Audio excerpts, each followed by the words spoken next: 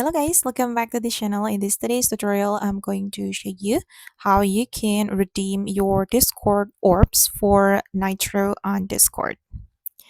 Okay, let's get into it guys. First I'm going to show you how you can get the orbs. You're going to go to the quest menu and do some quests from here to get free Discord orbs.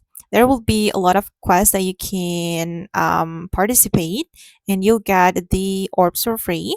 And then guys, you can go to the shop and redeem your orbs for the Discord Nitro. You're going to go to the orbs exclusive, and here as you can see that we can get 1 day Nitro credit with 500 orbs, and for 3 day Nitro credits you can use 1500 orbs for the this one.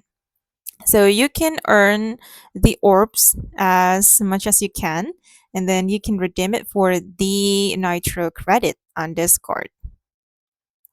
Okay, guys, and that's how you can get Nitro credit with your Discord orbs. I hope this video will be useful for you. Thank you so much for watching, and bye.